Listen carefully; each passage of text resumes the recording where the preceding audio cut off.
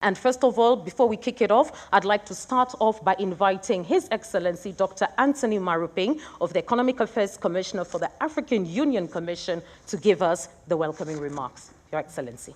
Thank you very much, Madam Moderator, Belinda Obura.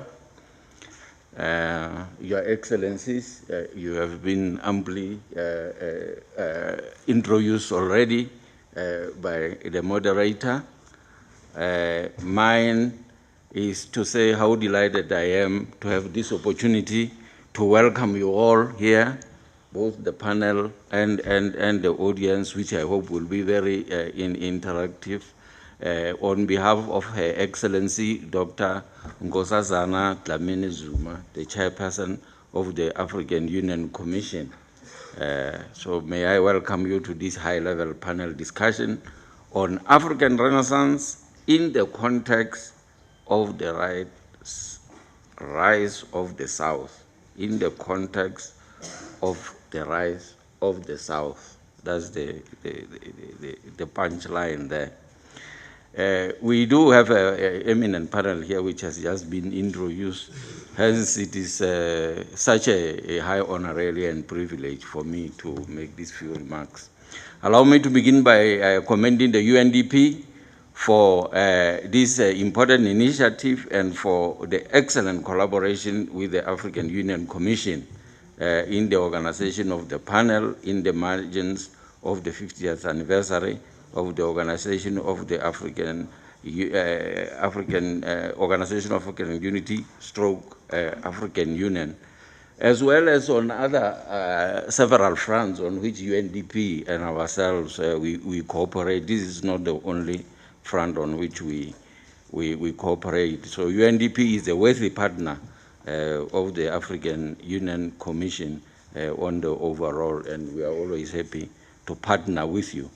So let me tell you that there is a lot of fire in that wonderful lady when it comes to saving humanity. She spares no effort, and we have rubbed shoulders in other capacities as well in the service of humanity, particularly poor people.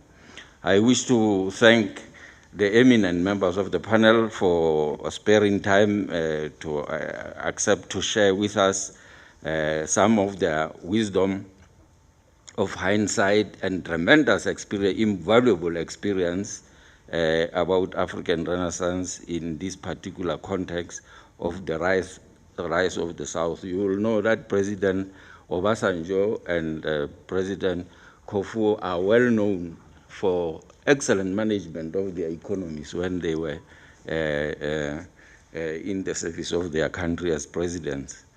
So financial and economic crisis in the developed countries, to varying degrees, of course, and resilience and strong growth of the South have shifted economic center of gravity. So the world is now either bipolar or multipolar. And in the early 90s, some called Africa the hopeless continent, you know, that usual gloom and doom. As the continent was then facing so many challenges in its development effort, few people still believed in the vision of the founders of the African Organization of African Unity, which was making Africa a free and prosperous continent. Implementation of this vision was tempered by conflicts, coups, wars, drought, famines, which continue to characterize Africa through somewhat, though somewhat now abating. Indeed, this phase of Africa is changing. Even in the face of a global economic crisis, the continent is registering an average annual growth rate of over 5%. Clearly, the continent is moving away from being labeled as a hopeless continent to a continent of opportunities, of hope, and indeed a rising continent. So many things have changed over the past 10 years in the continent. There is a general acknowledgement and appreciation regarding the rise of Africa in terms of economic growth, public investment, infrastructure, and regional integration, as well as improvement in democracy and governance, stability, peace and security, and some human development indicators, albeit to differing degrees, at different rates, to mention but some. And of course, in all this, we would like to see a faster pace. Things are moving well, but it is our wish to see even a faster pace. There is also an emerging consensus that Africa's endowments plus mega trends present enormous opportunities. They include its human resources and democratic trends, especially its youthful population, which is over 50% of African population. And the youthful population always has energy, has fresh ideas, and will give that a breath of fresh air to the continent. And its women, the long-time proven entrepreneurs, so their empowerment would make change. The rate of urbanization, the arable land and other natural resources at its disposal, the potential for energy generation, both fossil and renewables, its mineral deposits, and its long coastlines, to name but a few. Yes, Africa seems to be rising, a rising star. However, there are many things that have to be done to consolidate the gains and to realize that full potential, and faster because poverty can wait. That have been made so far. So towards the achievement of making sure that there is shared prosperity and human security for all African citizens, regions, and countries. These are speeding up the integration agenda, achieving gender equality and empowerment of women, and we are really including women, youth, and the poor. They should all be empowered and included, inclusiveness. Tackling the root causes of conflict, celebrating unity in diversity, and building inclusive political and human rights cultures.